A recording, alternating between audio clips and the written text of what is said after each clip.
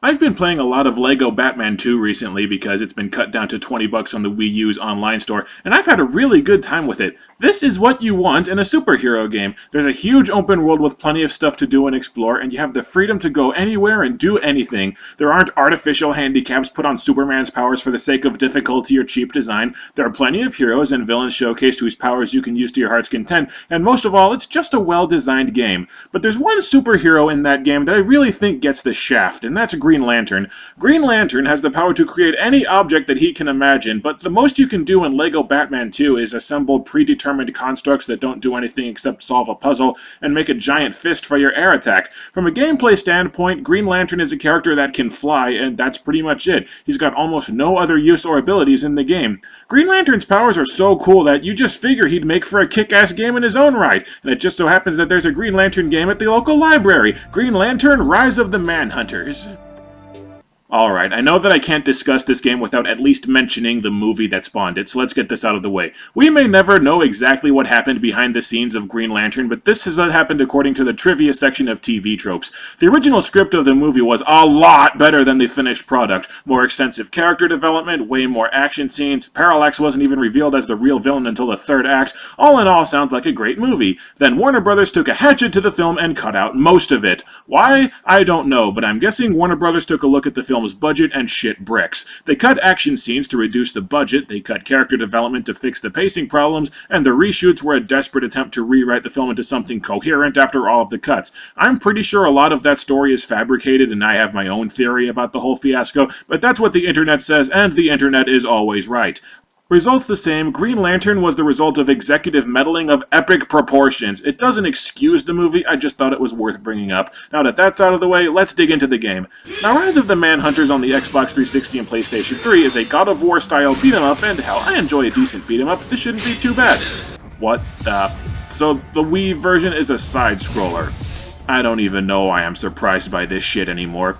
Anyway, the Wii version has a different story than the other versions, which is to say the other versions actually have a story to speak of. In the Wii game, Manhunter robots have invaded 3 planets and a space station, and you have to go murder, death, kill them all.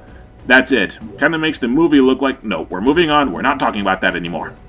The game actually has pretty decent controls, honestly. You can take off flying anytime that you want. You don't have to hold down a button, you just move the control stick and you move in that direction. It's smooth, it's intuitive, and it's just a fun mechanic that I haven't seen in a side-scroller, that I haven't seen in a good side-scroller.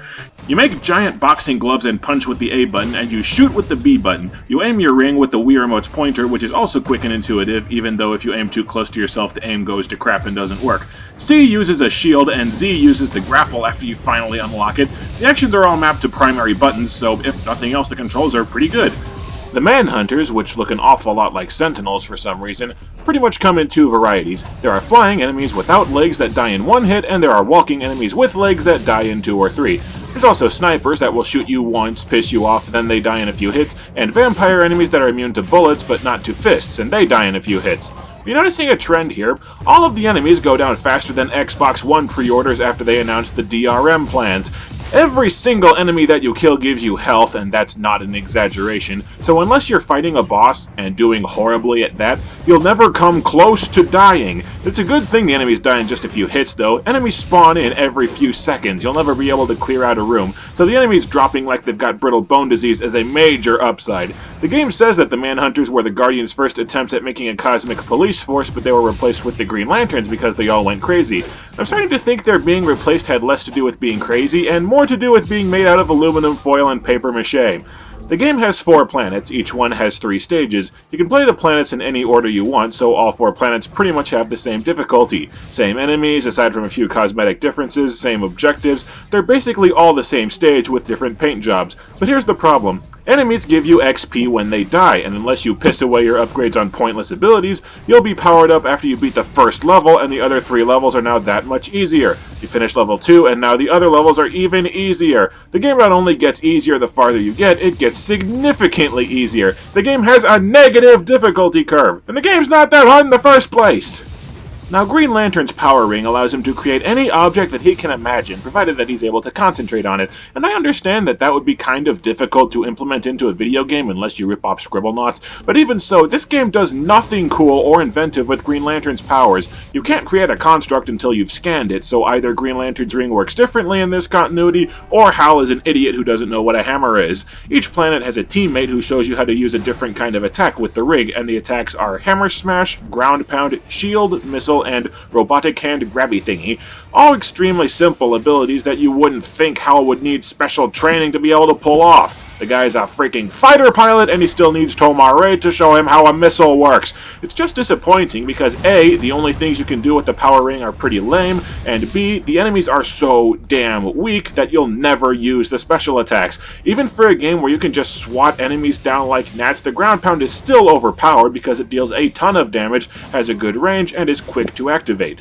You also unlock Feats of Will, where you pay half a full ring charge to kill everything on the screen. Oh, look at that, a few bullets and I've already killed everything on the screen. And you can unlock Teammate Summons, where a teammate supercharges one of your abilities, but you're so overpowered and the enemies go down faster than ticket sales for the Lone Ranger, you'll use them once to see what they do, and that's it. This is a game that seems to think it's a lot harder than it actually is. The enemies die like hamsters in a speed bag, you regain health constantly, you're given an entire arsenal's worth of hideously overpowered attacks. Even if you somehow manage to use up your entire ring charge, I'm not entirely sure how you would even do that, it recharges within seconds, which is pretty much the exact opposite of how a Green Lantern ring is supposed to work. The game is too freaking easy! Hell, here's another example of how the game just babies you. The game kind of has a Metroid-like setup where you can't save unless you track down a lantern, which you'll come across pretty much every 10 minutes unless you piddle around. But what the game doesn't tell you is that your game is automatically saved every time that you enter a new area, so the lanterns are pretty much completely pointless. They just let you save your game every 5 minutes in case going 10 minutes at a time is asking too much.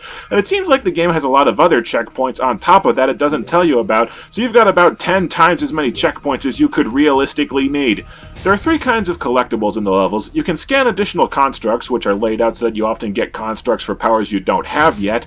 There are spy cameras, which do absolutely nothing near as I can tell other than give experience, and mementos that unlock character bios. What's odd is that some of the bios are for characters that aren't even in the game. Wow, Carol has a huge rack. Because nothing says CEO of a major aerospace company quite like cleavage that requires spelunking equipment. It's also interesting that, despite being movie licensed, the bio on Parallax shows the energy bug from the comics instead of the space poop from the movie. After you've beaten the game, the levels fill up with skill spheres, which unlock additional costumes like Sinestro?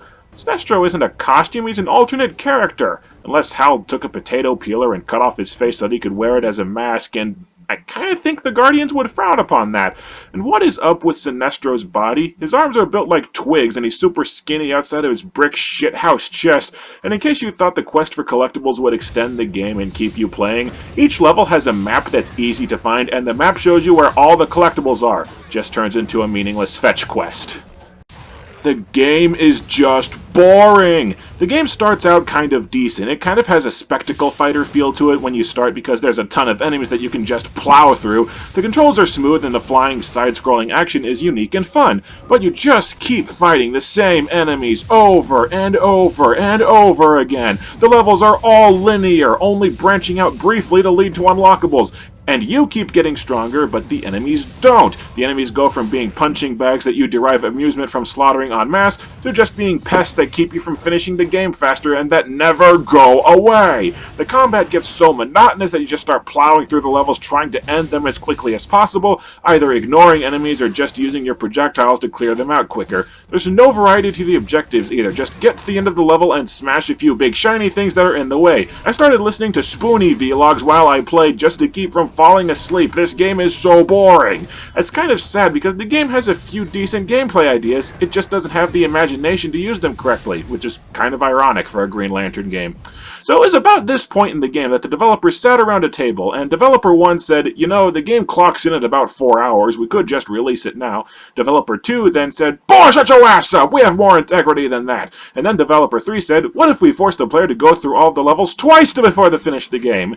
Developer 3 was then given a huge promotion. So after you finish going through all 4 worlds, you're told to go track down some data cores, and then you have to go through every single level in the game again!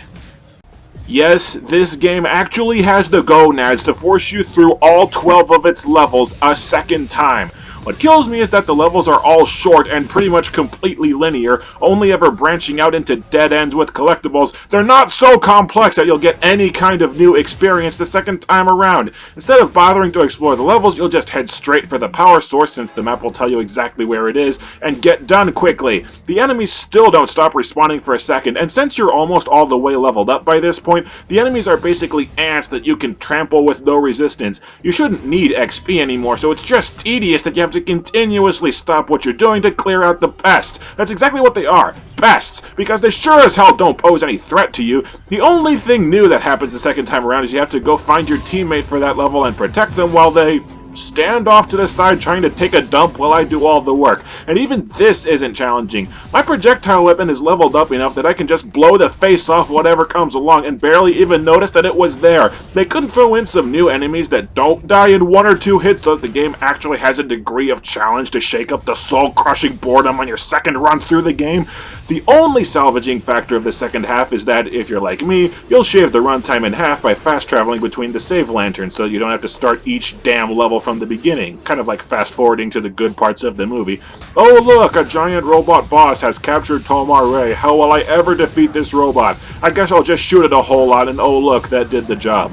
What a suspenseful boss fight. He almost got a scratch on me. Seriously, how did a veteran lantern like Tomar-Re lose to this robot when a rookie who has difficulty making a stick with his power ring killed it in 10 seconds? After you finish all of the levels a second time, you learn that the Manhunters are working with the Spider Guild, whatever they are, and you finally unlock a new planet, populated with the same enemies as the other 4 planets. Really? You didn't feel there was any need to crank up the difficulty even a little bit in the last level of the game? You're just going to recycle the same enemies that have already been recycled 100 times already? Okay, the final boss has 4 phases, and much like the rest of the game, he gets much easier as the fight goes on. He starts out with buzzsaw attacks that are really hard to dodge and deal a lot of damage, too lazily and slowly trying to slam into you. Huh, I'd honestly forgotten that you can heal yourself in this game. This is the first time I've needed to. Well, I don't need to. I'm guessing there's a checkpoint between each phase of the boss, and knowing this game, there's probably 15 checkpoints in the middle of bosses, but it's a matter of integrity, you know? Yes, good. The final boss is dead. End credits. Finally done with this boring-ass... What? New Game Plus mode. This is the first level of the game. And I still have all of my power-ups, but the enemies all deal the exact same damage and die in the exact same number of hits as before, so... What's the point of even... Let me get this straight. Let me see if I've got this right. I played all 12 of this game's suckerific levels twice, and now to beat the game, I have to play the entire game again, allegedly on a higher difficulty, but that's a damn lie, which would result in me having played through all 12 of these dull and repetitive levels a grand total of 4 times apiece.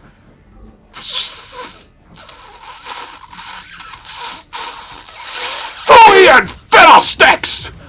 Green Lantern Rise of the Manhunters is horrible! It feels like a game that was made for 5-year-olds. The game goes beyond being too easy. The enemies aren't even remotely threatening to you because they're all so weak, but the game seems like it's in denial over this fact, giving you special and super attacks that you will never ever use. There's nothing that can even generously be called a story. There's absolutely nothing to hold your interest. I wouldn't have played half as long as I did if I wasn't determined to share its shittiness with all of you. And then there's the massive insult of an already boring and padded out game that forces you to go through the exact same levels with no changes whatsoever twice or 4 times if you play the New Game Plus mode. Green Lantern may be an intergalactic police officer, but around here, I am the law! And I've got a brand new lawgiver that's just dying to dispense some justice.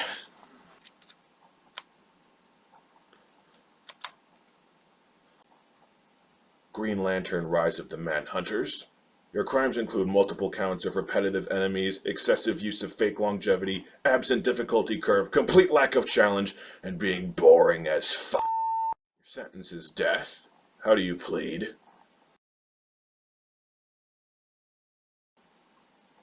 Defense noted.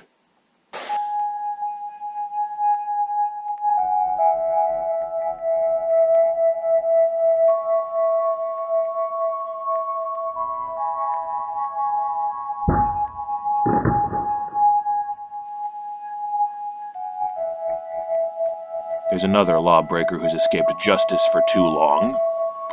Put out a bolo for Arthur Curry.